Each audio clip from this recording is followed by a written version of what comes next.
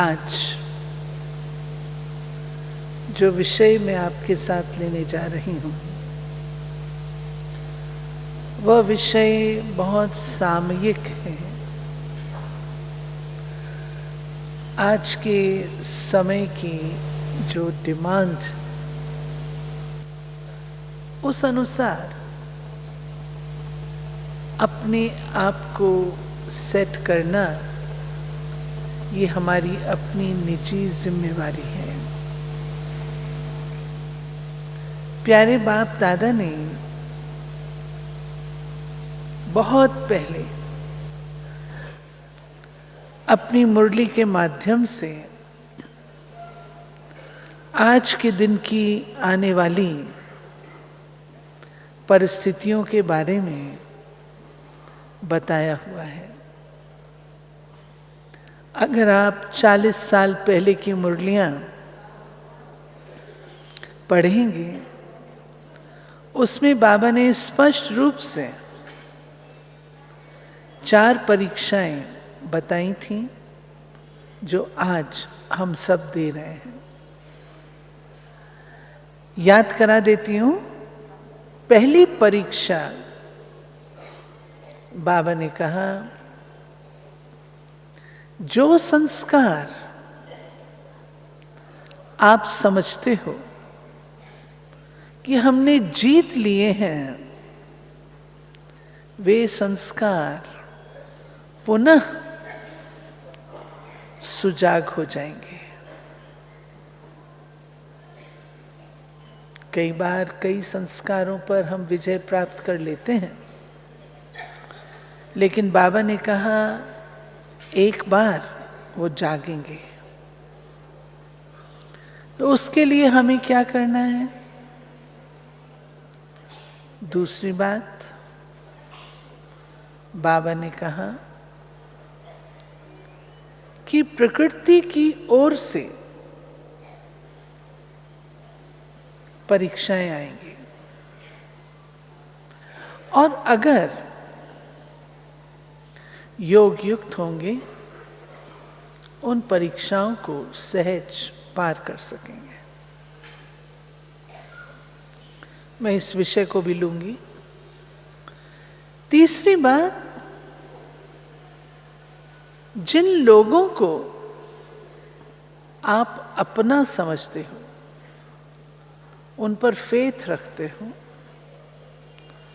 जिनको आप समझते हो ये तो अपने हैं, उनसे ही आपको धोखा मिलेगा। और चौथी बात, बाबा ने कहा क्योंकि असामयिक अकाल मृत्यु का बाजार गर्म होगा, तो जो आत्माएं शरीर छोड़ेंगी वो इतना फास्ट शरीर नहीं ले सकती। इसलिए इविल सोल्स का भी पार्ट चलेगा। और उसके साथ साथ बाबा ने जब विदेशियों से चर्चाएं की हैं, तो विदेशियों से बात करते हुए बाबा ने एक बीमारी का वर्णन 40 साल पहले ही किया था और उसका नाम था डिप्रेशन। और आज हम देख रहे हैं हर तीसरा व्यक्ति डिप्रेशन में है। 2020 में हर तीसरा व्यक्ति डिप्रेशन में होगा। हम बाबा के बच्चे, ब्राह्मण बच्चे हैं और हमारा शिक्षक सुप्रीम है। सुप्रीम शिक्षक ने हमें सिलेबस भी दिया है और उस सिलेबस को पढ़ाया भी है, तैयार किया है। उन परिस्थितियों का सामना हमने कैसे करना है, ये बाबा ने पढ़ाया हुआ है। कोई नई बात मैं आपको बताने नहीं जा रही हूं। बाबा की वे बातें केवल रिवाइज करूंगी, जैसे बाबा की कल की मुरली में था कि वे स्वभाव, 3 चीजें बाबा ने कही जिनसे ब्राह्मण बच्चे परेशान हैं। एक, चंचल मन, भटकती हुई बुद्धि और पुराने संस्कार। इसमें जो धारण करने योग्य और ध्यान पर देने योग्य बात थी, वो कल मुझे भी अच्छी तरह रजिस्टर हुई जब हम ये कहते हैं ये मेरे पुराने संस्कार। तो जिस चीज को हम मेरा कहते हैं उसको हमें स्थान देना पड़ता है। मेरा है तो अपनत्व है, मेरा है ओनरशिप है। और बाबा ने कल की मुरली में ये स्पष्ट रियलाइज कराया कि आपके संस्कार ये नहीं है, आपके संस्कार पुराने से पुराने आदि और अनादि संस्कार है। अतः जब कभी ऐसा लगता है कि ये मेरे पुराने संस्कार इमर्ज हो रहे हैं, तो हमें क्या करना होगा?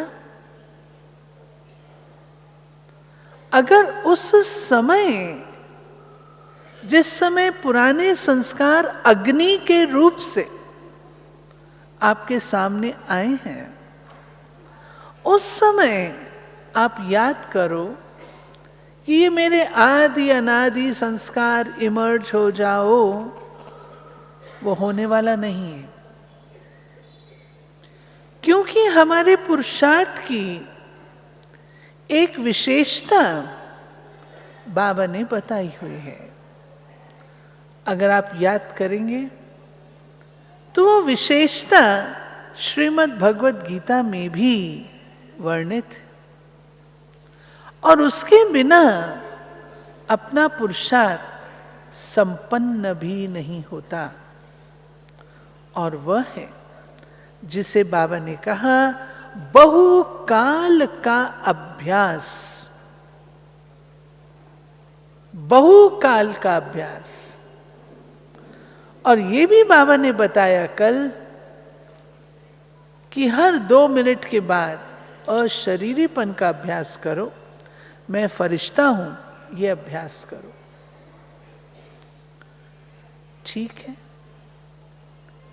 लेकिन अपने आप को पावरफुल बनाने के लिए, ताकि ये पुराने संस्कार जिनको हम कहते हैं वो इमर्ज ही न हो, उसके लिए साधन क्या है? नेगेटिव पुरुषार्थ करना, यानी ये न हो, मुझे ये नहीं करना है। जैसे अंधकार होता है, अंधकार को मिटाने के लिए हम सिंपल काम करते हैं, स्विच ऑन करते हैं, लाइट होती है और अंधकार भाग जाता है। हम अंधकार को नहीं भगाते हैं, लेकिन पॉजिटिव पुरुषार्थ करते हैं प्रकाश लाने का। इसी रीति से जब हम अपने संस्कारों को जीतना चाहते हैं, तो अगर मैं बार बार ये याद करूंगी मेरे अंदर ये नहीं होना चाहिए, ये नहीं होना चाहिए, मुझे इस संस्कार को जीतना है, मुझे ये करना है, तो आपकी कॉन्शियसनेस में क्या बस रहा है? नेगेटिव बस रहा है ना। ये नहीं होना चाहिए, तो आप नेगेटिव संस्कार की कॉन्शियसनेस में है ना। मुझे झूठ बोलना नहीं चाहिए, तो आप किसकी कॉन्शियसनेस में? झूठ की है ना। इसके विपरीत मुझे शूद्रपन के संस्कारों में नहीं रहना है, ये नेगेटिव है। और मुझे दैवी संस्कार में रहना है, ये है पॉजिटिव। बजाय इसके कि मैं इन्हें मिटाने की कोशिश करूं जो हमने इतने वर्ष की है। हर एक ने कितने सालों से अपनी कमजोरियों को, कमियों को मिटाने की कोशिश की है, लेकिन मिटी।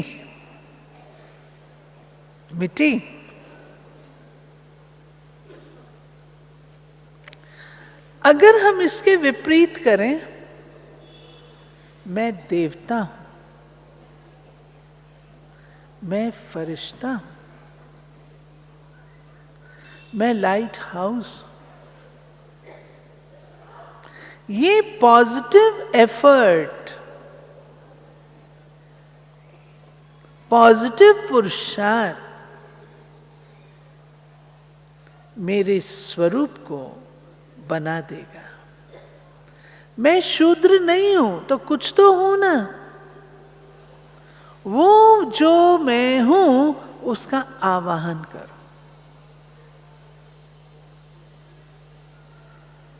डेली इस बात का आवाहन करो कि मैं परम धाम से उतरी हुई फरिश्ता हूं, देवता हूं। मैं इस धरती पर पूज्य स्वरूप में इमर्ज हुई हूं। अब आप सोचिए, आपकी थिंकिंग कैसी बन जाएगी? पॉजिटिव होगी? पॉजिटिव होगी।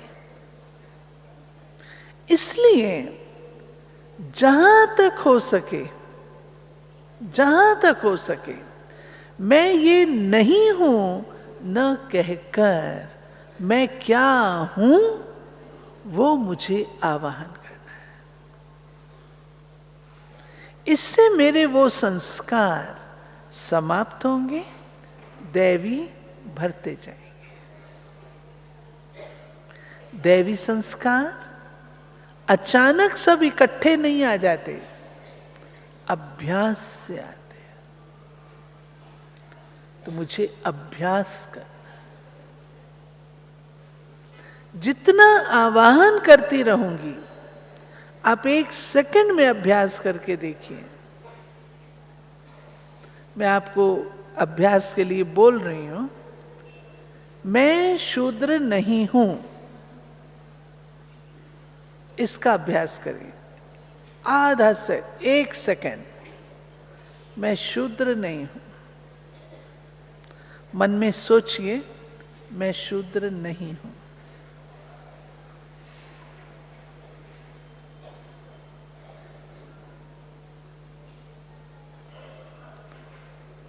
अब ये सोचिए, मैं सतयुगी 16 कला संपूर्ण सूर्यवंशी देवता हूं। 1 मिनट के लिए इसको इमर्ज करिए।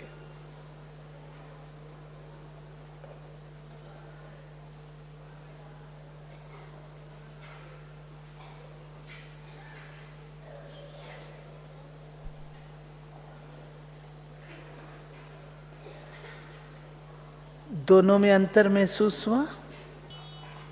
दूसरी बात, जो वर्तमान समय के अनुसार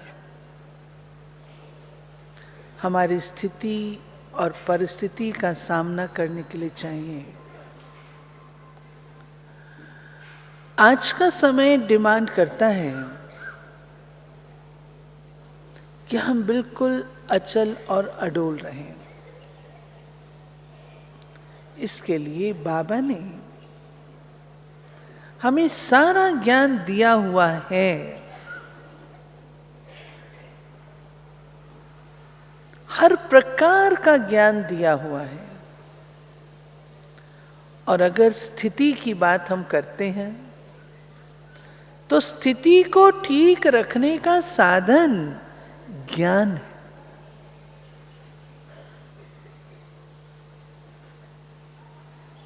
हर सिचुएशन में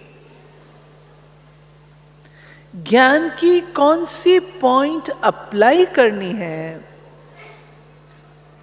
बाबा ने हमें अच्छी तरह मुरलियों के माध्यम से समझाया हुआ है। कल की बात है, कोई आत्मा से बात हो रही थी। मैंने कहा देखो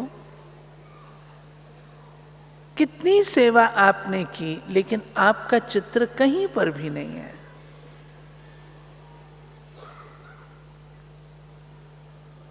कितना सुंदर रिप्लाई उन्होंने दिया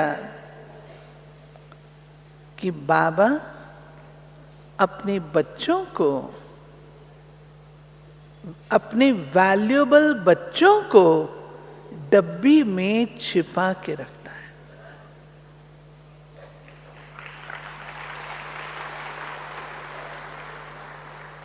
ताकत मिली। दूसरी मुरली, एक मुरली में बाबा ने कहा हुआ है कि बच्चे अगर तुम्हारा चांस बनता है और तुम्हें नहीं दिया जाता, तुम कुछ करो या ना करो, तुमको नंबर मिल जाएंगे। तो किस बात की चिंता? मैं अपनी स्थिति क्यों बिगाड़ूं? देखा मुझे पूछा नहीं, देखा मेरे साथ ऐसा होता है, हमेशा ऐसा होता है। नहीं, स्थिति नहीं बिगाड़नी, क्योंकि ये कलयुग के अंतिम चरण पर है। और कलयुग के अंतिम चरण पर सब कुछ गलत ही होने वाला है, राइट होने वाला नहीं है। ये आशा रखना कि राइट होगा, वो नहीं होगा। अब कलयुग के अंत में मैं सतो प्रधानता सोचूं तो ये तो मेरी अपनी समझ की कमी होगी ना। ज्ञान का, प्यारे भाई और बहनों, हमने वह उपयोग जो हमें सही मायने में करना चाहिए वो हम नहीं करते हैं। छोटी सी घटना हुई थी, अपना ये सौभाग्य रहा है कि आदरणीय गुलजार दादी के साथ हम सेवा पर हैं दिल्ली में। पांडव भवन में दादी के साथ रहते रहे हैं। एक छोटी सी घटना हुई थी, आज से कोई 42 साल पहले की बात मैं कर रही हूं, 45 साल पहले की छोटी सी घटना हुई थी। मेरे को मंच संचालन करना था। उस छोटी सी घटना ने मुझे हिला दिया, स्थिति बिगाड़ दी। 45 साल पहले, मैं भी बहुत छोटी थी, तो मैंने दादी गुलजार को कहा, दादी मैं ये नहीं करूंगी, आप किसी को भी बोलो वो करें। दादी कुछ नहीं बोले। दादी ने इतना ही बोला, क्या ये ज्ञान है? क्या ये ज्ञान है? बात हुई, आपकी स्थिति बिगड़ी और आप अपने कर्तव्य से ना कर रही हो, क्या ये ज्ञान है? ज्ञान है? हम सब करते। जाओ मैं नहीं करूंगा, जिससे कराना है करा लो। करते। अगर हम ज्ञान को अप्लाई करें, जो था वो हुआ, फिनिश्ड, आगे चलो। हमें अपना कर्म और अपना धर्म कभी नहीं छोड़ना चाहिए। कोई अधर्म कर रहा है, आप समझ रहे हो ये अधर्म है, गलत कर रहा है, आप उसको ठीक नहीं कर सकते। आप ज्ञान के आधार से अपने आप को समझा सकते हैं कि वो जो कर रहा है करने दो, मेरा कर्म धर्म मेरे साथ है। मेरा कर्म क्या कहता है और मेरा धर्म क्या कहता है, मुझे वो करना है।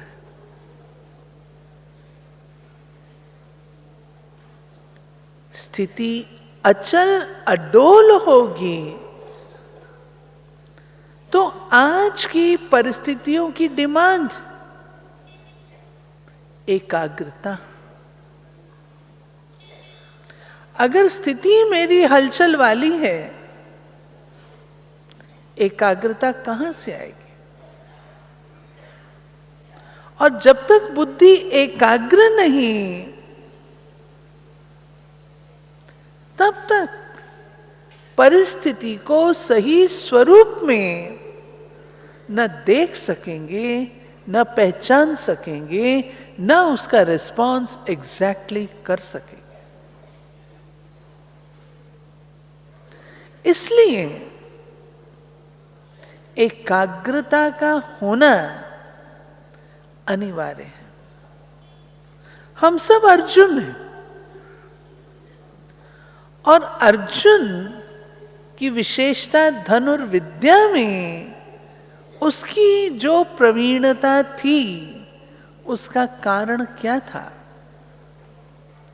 उसका कारण था एकाग्रता।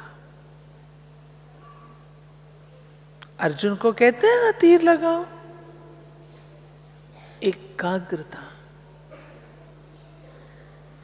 जो कल बाबा ने मुरली में कहा, चंचल मन भटकती बुद्धि, उस पर अटेंशन देने की जरूरत है। गुलजार दादी छोटी छोटी बातें सिखाते हुए ये धारणाएं पक्की कराते रहे। दादी क्लास कराते थे, मानो क्लास में हम सामने बैठे हैं, कोई आया और हमारी नजर वहां गई तो दादी कहते थे, क्यों, आपको बिठाने की ड्यूटी मिली है क्या? नहीं दादी, हमें तो नहीं मिली। तो उधर क्यों देखा?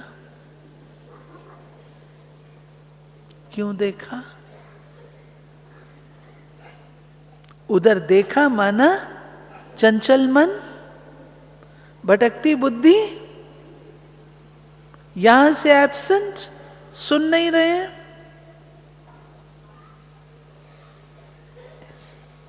तो बाबा ने एकाग्रता का अभ्यास, और दादी ने, बाप दादा ने अव्यक्त रूप की जो मुरलियां चली हैं उसमें बारंबार एकाग्रता के ऊपर कहा है। ये हमारा वर्तमान समय का पुरुषार्थ होना चाहिए, एकाग्र। आप कहेंगे बहन जी ये तो कोई बड़ी सरल सी चीज है, आप करके देखो, आप करके देखो। हम लोग दिल्ली में 1 मिनट गेम करते हैं और उसमें एक टॉपिक देते हैं और कहते हैं बस इसी के बारे में सोचना है, कोई दूसरी चीज आए तो पॉइंट डालना। एक भी नहीं निकलता जो कहे कि मुझे और कुछ भी याद नहीं आया। इस मन को इतना भटकने की आदत पड़ी हुई है। इस पर अटेंशन देना, आप करके देखिए। जब आप गाड़ी में हैं, कार में हैं, पैदल चल रहे हैं, ऑफिस में हैं, खाना बना रहे हैं, आप मन की एकाग्रता का अभ्यास करिए। पता लगेगा मन कहाँ। और अगर एकाग्रता नहीं है तो बाबा में टिकेगा कैसे, बाबा से प्रेरणा लेगा कैसे? हिलता डुलता होगा, डोलता सिंहासन होगा, तो बाबा से ले कैसे सकेंगे? फिर हम कहेंगे बाबा की मदद नहीं मिली। बाबा कहते मैं मदद देने को तैयार हूं, तुम पात्र भी तो तैयार हो। पात्र तो हम है ना, तैयारी तो हमें करनी है ना। तीसरी बात, बहुकाल से साक्षी दृष्टा होकर कार्य करना। हम सब जानते हैं हम एक्टर्स हैं, हम सब जानते हैं हर आत्मा का अपना अपना पार्ट है, लेकिन साक्षी दृष्टा है।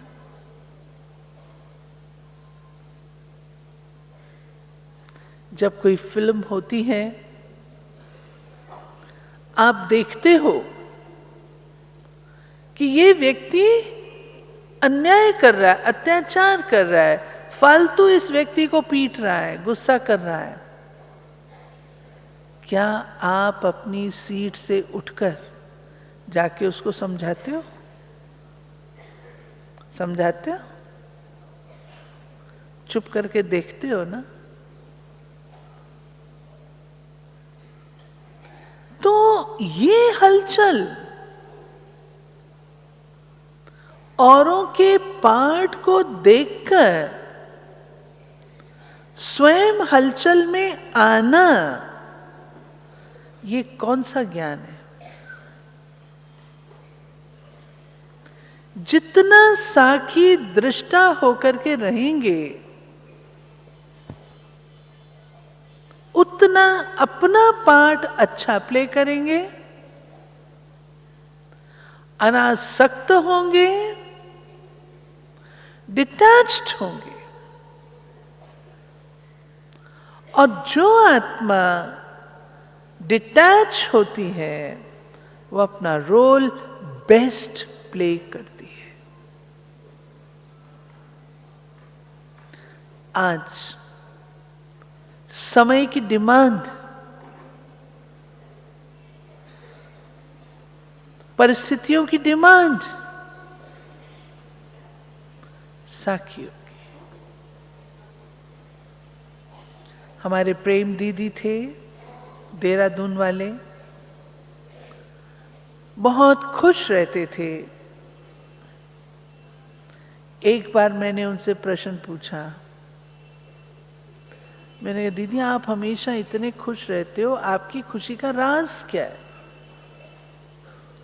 उन्होंने कहा, आशा मैंने अपने आप को ये सबक पढ़ाया ही नहीं है कि मैं किसी को चेंज कर सकती हूं। हर आत्मा का अपना पार्ट। हम परेशान होते हैं, गलती दूसरा करता है और परेशान हमें। वो गलती करके, गुलजार दादी कहती हैं, एयर कंडीशनर चला के आराम से डनलप पिलो लेके सोया हुआ है और हम परेशान हैं। क्यों? वो मौज में, गलती करके मौज में है और हम सीधे सच्चे साफ होके अच्छे बच्चे होके हम परेशान हैं। तो कहीं कुछ तो गड़बड़ है, गड़बड़ है ना, तभी हम परेशान हैं। क्या गड़बड़ है? दूसरे को जज कर रहे हैं, अपने को सेट नहीं कर रहे हैं। अपने को मुझे सेट करने के लिए मिला है, दूसरे को जज करने के लिए नहीं मिला है। ये मेरा पार्ट नहीं है। अगर मैं दूसरे का पार्ट प्ले करूंगी तो परेशानी तो होगी। इसलिए अपना पार्ट मुझे अच्छे से अच्छा प्ले करना है। ठीक है? साक्षी दृष्टा। चौथा पांचवा जो भी है, फुल स्टॉप लगाओ।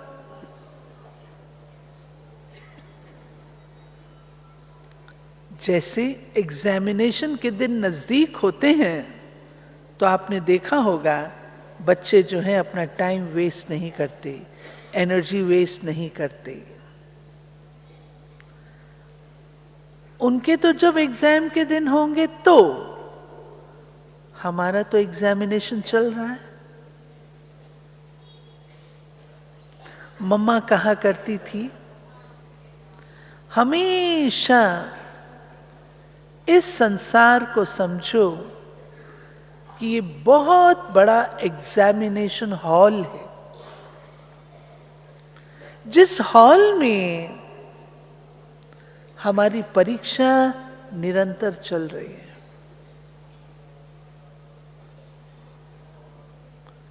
परीक्षा देते समय कोई मोबाइल व्हाट्सएप खोल के देखेगा? बताओ। उसके पास टाइम होगा? हमारे पास टाइम कहां से आया? तो हमें वेस्टेज बचानी है। Time, money, energy. एनर्जी के भिन्न भिन्न फॉर्म है। संकल्प की एनर्जी, वाणी की, कर्मों की, ये सब बचानी है। बचेगी कैसे? एक फॉर्मूला बाबा ने बताया हुआ है और बाबा ने हम सब बच्चों को उसके अभ्यास के लिए कहा हुआ है। वो फॉर्मूला है, फुल स्टॉप लगाओ।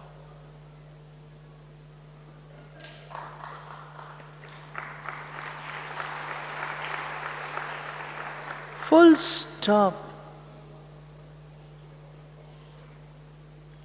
Comma, semicolon, exclamation, question mark नहीं। कोई भी बात हो जाए तुरंत फुल स्टॉप लगाओ।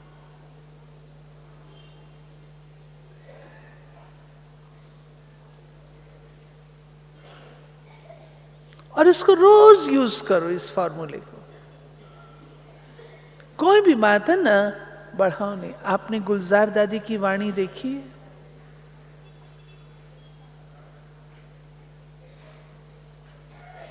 10 शब्द बोलने होंगे ना, उसको 2 शब्दों में बोलेगी। जानकी दादी की वाणी देखिए कितनी एसेंसफुल है।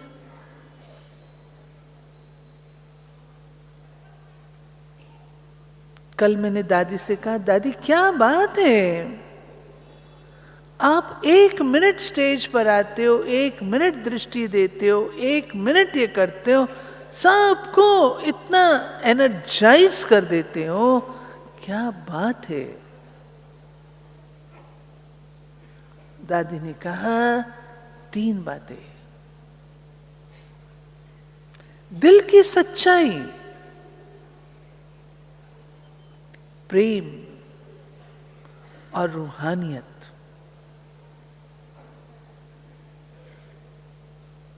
इससे जो अपनापन आता है, वो अपनापन ऐसा अनुभव कराता है। दिल की सच्चाई। मुस्कुराहट हो तो सच्ची हो, आर्टिफिशियल ना हो। प्यार हो तो सच्चा हो। रूहानियत तो आर्टिफिशियल हो नहीं सकती।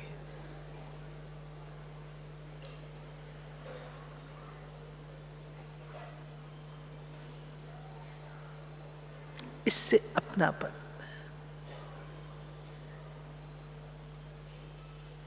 लास्ट बात, आज के समय की डिमांड,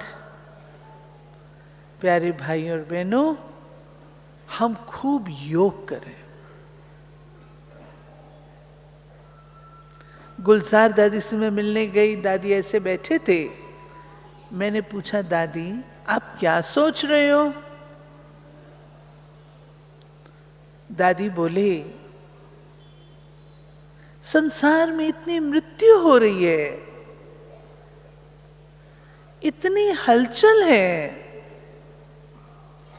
उसके लिए क्या करना है? मैंने कहा, दादी क्या करेंगे? योग का दान ही तो दे सकते हैं, शांति ही तो दे सकते हैं। दादी ने कहा, योग की भट्टियां करो। ये मैं दादी के बोल बता रही हूं। योग की भट्टियां अर्थात इंटेंस योग, शक्तिशाली योग, और निरंतर। समय पूरा हो रहा है, नहीं तो मैं आपको 2-3 घटनाएं सुनाती, कैसे प्रकृति ने, अग्नि ने वार किया। सारी दुकानें जल गईं चारों तरफ की, लेकिन बाबा के उस बच्चे की दुकान कुछ नहीं हुआ। जब वो भाई गया, उसने सोचा इस पर भी पता नहीं क्या हुआ होगा। उदासी से खोल रहा था, खोला तो बाबा की लाइट जग रही है और दुकान में इतना सा भी नुकसान नहीं हुआ। Magic, magic. और सब नुकसान हो गए। मेक्सिको तूफान आया, उथल पाथल हुई, बाबा का फोटो जहां लगा था वहीं लगा रहा, कुछ नहीं।